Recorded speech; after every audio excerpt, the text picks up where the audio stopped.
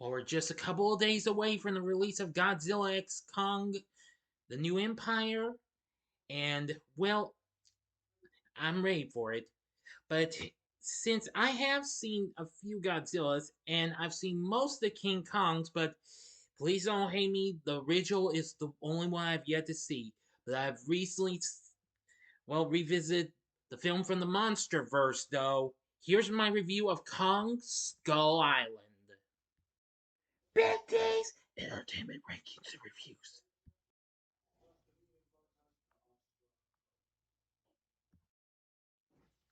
So, greetings, my fellow YouTubers, and welcome to Big D's Entertainment Rankings and Reviews. My name is Joel, better known to as the Big D, and this time around I bring to you a review of the 2017 monster flick Kong Skull Island, released by Warner Brothers along with Legendary Pictures. It's a reboot of the King Kong franchise and second film in the Monsterverse after Godzilla. This serves as the 11th overall film in the King Kong franchise, so I've seen just some of them, maybe not all the Kong flicks, just the ones that I'm mostly familiar with. The film stars Tom Hiddleston along with Samuel L. Jackson, John Goodman, Brie Larson, Jing Tian, Toby Kebbell, John Ortiz, Corey Hawkins, Jason Mitchell, Shea Wigham, Thomas Mann, Terry Notary, and John C. Reilly. The film is set in 1973 as it follows a team of scientists and Vietnam War soldiers as they travel to the uncharted Skull Island and meet Kong, a gigantic ape who is the last of his species, closely followed by other terrifying creatures. The film was released on March 10th, 2017, just a little over a week and a half after it premiered at Empire in Leicester Square. Now, this project was initially began developing at Universal, who had recently released the previous adaptation of King Kong, which Peter Jackson directed as an origin story, but was later moved to Warner Brothers to develop a shared cinematic universe featuring Godzilla and Kong. Anyway, this film has become the highest grossing film in the franchise and for King Kong to this day. But I'm getting a little ahead of myself. Let's get into the story. In 1944, two World War II fighter pilots, American pilot Hank Marlowe and Japanese pilot Gunpei Akari, parachute onto an island in the South Pacific after a dogfight and engage in close combat until the fight is interrupted by a giant ape. In 1973, Bill Randa, head of the U.S. government organization Monarch, plans a search for primeval creatures on the recently discovered Skull Island. He recruits a U.S. Army unit commanded by Lieutenant Colonel Preston Packard, tracker and former British Special Air Service Captain James Conrad, and anti-war photographer Mason Weaver. Arriving at Skull Island, Packard's men began dropping seismic explosives developed by Randa's seismologist Houston Brooks to map out the island and prove Brooks' hollow earth theory.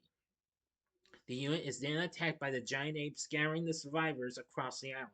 Two groups form between the survivors, one with Conrad, Weaver, Neves, the researchers, and one of the soldiers, the other with Randa and the rest.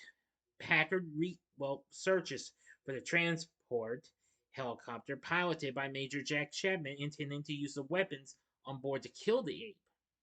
Conrad's group encounters the local Iwi natives and an older Marlowe.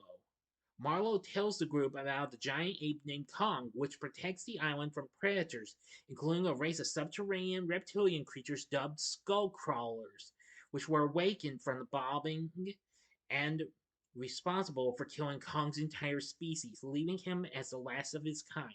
The Iwi believe when Kong dies, a giant skull crawler will awaken and ravage the island. Marlowe reveals he and Akari had become friends during their time on the island, but Akari was killed by a skullcrawler some time ago. As Chapman is ambushed and devoured by a skullcrawler, Conrad's group helps Marlowe finish a boat made from parts of Marlowe's and Akari's downed planes. They ride down the river where Neves is torn apart by carnivorous birds and secure communication with Packard's group. When they regroup with Packard, he insists on searching for Chapman. Marlowe leads them through a massive grave of dinosaurs and Kong's family members. The Skullcrawler that killed Chapman attacks them, killing Randa and others before Weaver triggers a flammable gas explosion that kills it. Learning of Chapman's death, Packard reveals his plan to kill Kong and avenge his fallen men. Marlowe and Brooks attempt to explain that killing Kong would lead to the Skullcrawlers running rampant, but Packard refuses to listen. The groups part ways, with Packard's group retrieving the weapons from Chapman's chopper and laying a trap for Kong at a nearby lake, while the non-military personnel head back to the boat. Conrad and Weaver meet Kong up close and, seeing his true peaceful nature, resolve to save him. Now for the ending, you have 5 seconds to stop this video. Go to the description box below. Fast forward to the time below as I'm now counting down. If you've seen this, please continue.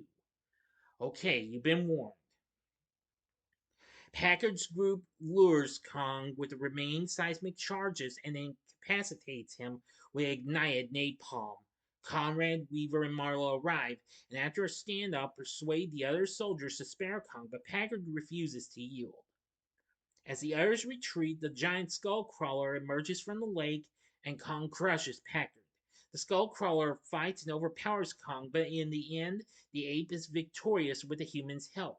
The survivors reach the rendezvous point and leave the island as Kong stoically watches. In the aftermath, Marlowe reunites with his wife and meets his son for the first time. And that's the end of the story. But in a post-credit scene, Monarch detains and recruits Conrad and Weaver, who are informed by San Lin and Brooks that Kong is not the only monster king, and show archive footage of cave paintings depicting Godzilla, Mothra, Rodan, and King Ghidorah. Final image shows Godzilla and Ghidorah in battle, which will continue in Godzilla King of the Monsters. End of story. So what did I think of Godzilla? Well, not Godzilla versus Kong. I'm sorry, wrong film. Kong Skull Island. Oh, I got carried away with that, especially with that post-credits. Okay, now my thoughts on Kong Skull Island. I'm gonna say it was pretty good. I liked it and what have you. Pretty intense and what have you. Anyway, this film was a big success, going on to make 568 million worldwide, becoming the highest grossing film in the Monsterverse and King Kong franchise to this day. Anyway, now I will say this was just so good, and currently the film sits at 75% on Rotten Tomatoes, just 1% higher than Godzilla, and 1% behind the next, well, Godzilla vs. Kong. They say it's offering exhilarating eye candy, solid acting, and a fast-paced story. The film earns its spot in the movie monsters mythos while ever matching up to the classic original. Which, as I've said before, I have yet to see the original King Kong. I need to one day. Now as I've said, I've already seen. Well, I have seen the 1976 remake and Peter Jackson's King Kong, as well as the heavily dissed sequel to the 76 remake, King Kong Returns. Anyway, now Metacritic scored it 62 out of 100, and Cinema Score gave it a B+.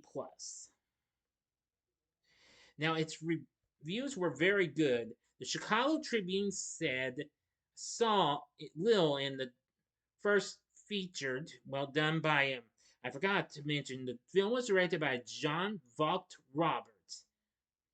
Well, according to the Chicago Tribune, saw Lil in Vogt Roberts' first feature to indicate the deftness and buoyant spirit he brings to Skull Island. This time, the money's on the screen, but it bought a really good movie, too.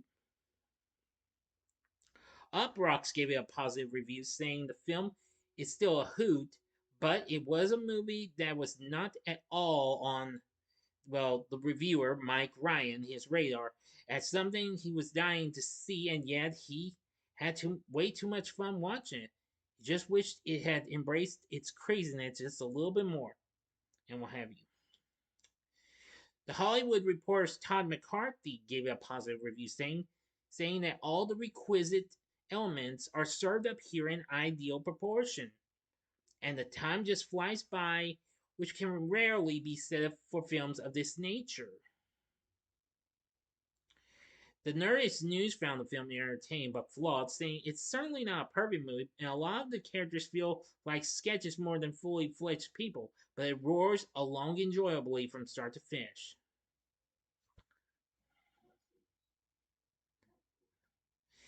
But reviews from The Guardian and even the San Diego Reader were not really impressed and what have you. Oh well, I won't really get into no negative responses, so. But I will say the story was really good, and I will say that the pacing was good too.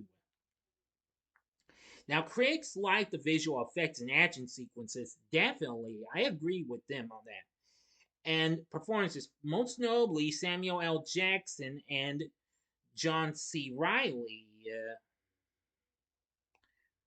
Well, I'm about to get to right now. For our cast, we have Tom Hiddleston, who had more recently become best known for playing Loki in the MCU. He, of course, would return in Thor Ragnarok later that same year. He plays the character James Conrad. I must admit, he was very good. Samuel L. Jackson plays Preston Packard. Another good performance from him. Now, actually, according to him, he compares his character in this to Moby Dick antagonist Captain Ahab, saying he does have to exact some measure of revenge for the people he's lost. That's just the nature of how we operate, eye for an eye. John Goodman plays William Randa. Surprised to see him in that, yeah. Brie Larson, this was just before Captain Marvel played the character of Mason Weaver. I'm going to say she was good. Let's see, Jing Tian played San Lin, very good. Toby Kebbell played Jack Chapman. Yes, okay, yes. I thought the name sounded familiar. He had been in other movies, including well, the terrible Fantastic Four 2015 film, and Dawn of the Planet of the Apes, Wrath of the Titans, and even Prince of Persia: Sands of Time. Incredible. Thought the name sounded familiar. Yeah, his character Jack Chapman was pretty good. John Ortiz plays Victor Neves, pretty good. Corey Hawkins played Houston Brooks. Now, an older version of the character was portrayed by Joe Moore, appearing in the next film, Godzilla King of the Monsters, which was released 2 years later. We have Jason Mitchell as Glenn Mills, Shea Wigham as Earl Coe, and Thomas Mann as Reg Slivko. They were all pretty good. Now, portraying Kong in a mocap performance were Toby Kebbell and Terry Notary. So I'm gonna say they did very good for that. But aside from Mr. Jackson, I do agree with critics on John C. Reilly's performance as Hank Marlowe. I really could not believe could picture seeing him in a movie like this, considering after seeing him in comedy flicks. But yeah, I think that was pretty good. So anyway, the cast is pretty good, and so are their characters. I don't care what anybody says. Let's see. And Henry Jackman did the film's score. Now, he blended 70s psychedelic guitars into the score to blend with the film, staying in the 70s, and I thought that was good too. Now, now the director wanted to use songs from the Vietnam era and a myriad of hits from then, as it provides a striking dichotomy. I'm sorry if I mispronounced that word. Sets the tone and gives us great moments of fun. Definitely, I totally agree in Why Have You. Yeah, this had some pretty good songs in Why Have You, including a couple from CCR, Korean's Clearwater Revival. Anyway, Kong Skull Island, this is a very good masterpiece from the Monsterverse. I definitely really like it after revisiting it. So overall, with everything I said, the story's pretty good. The pacing, visual effects, and cinematography was pretty good. Some of the cast was pretty. Most of the cast was pretty good, actually, in my opinion. And the score was good. And the director from Vogt Roberts, excuse me, I'm getting tongue tied here, was good too. So overall, would I recommend Kong Skull Island? The answer would easily be hell yeah, definitely go for it. You'll definitely enjoy this film. Now, rest assured, I will try and review some more King Kong films down the road, like I will try with Godzilla, okay? But anyway, in the meantime, though, get ready because I will be reviewing Godzilla X Kong The New Empire this weekend. Now, I won't be re reviewing the recent one since it's just been 3 years, so. And even though it's done okay on my channel, obviously I'm not going to re review it. So, anyway, you can just see then the other films, which I'll show you at the end of the video. So if you liked Kong Skull Island, check out my reviews for the films that came before and after this and what have you. In the upper left hand corner is my review of Godzilla from 2014. The upper right hand corner is my review of Godzilla King of the Monsters from 2019. Or you can go to the bottom left hand corner and see my spoiler free review of the recent film in the Monsterverse, Godzilla vs. Kong from 2021. And the bottom right hand corner is the button you can click to subscribe if you like rankings and reviews on movies, TV, music, video games, etc. Then I'm your guide. Thanks for watching, and thanks for continuing to show support to support my channel and what have you. Until next time, I'm the Big D saying, see ya.